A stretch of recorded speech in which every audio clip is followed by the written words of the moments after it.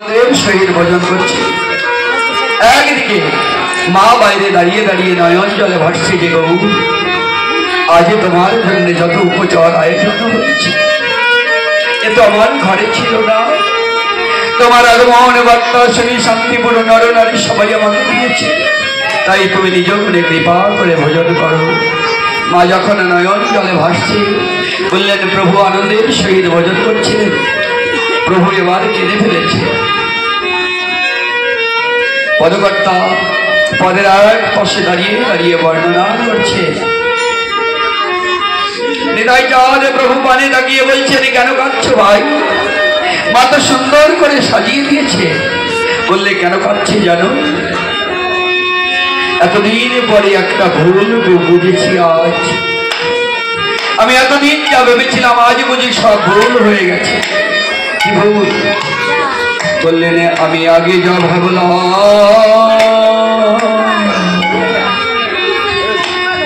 সবে ভুল হয়েছে।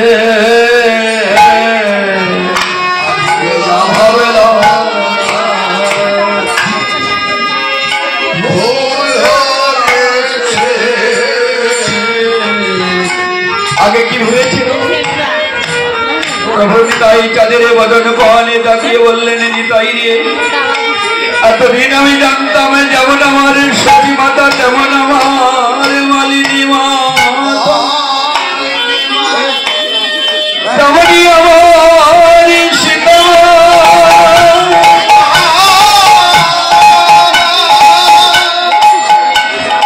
আজ বলছে, ওই দেখ বাইরে দাঁড়িয়ে দাঁড়িয়ে মায় আমার কাঁদছে।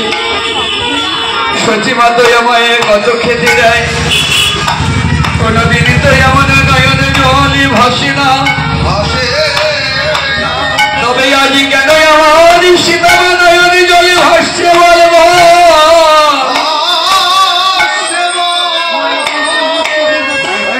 আজ প্রভু বলছে, এমন করে আর সীতামা ভাবের ঘরে দাঁড়িয়ে ভাবের পদকর্তা নরোত্তম ঠাকুর মহাশয় মায়ের কথা বলছি।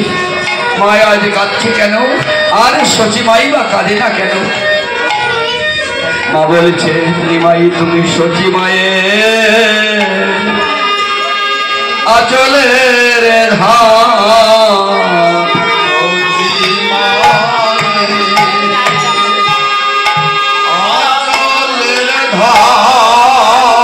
নিমাই সচি মায়ের আচলের ধার, আচলের ধার মাকে ছেড়ে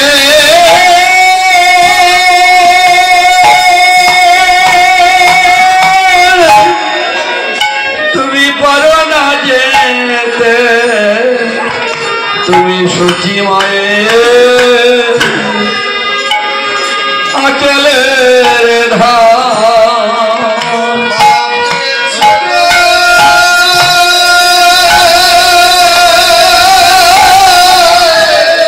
পারো না যেতে।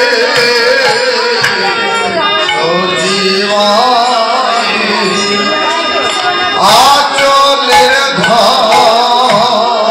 আর সীতামা বলছে, তুমি আমার কেমন মা জানো? তুমি আমার ভক্তির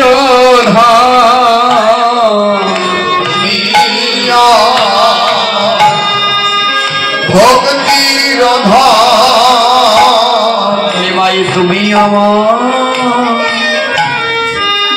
আমার ভক্তির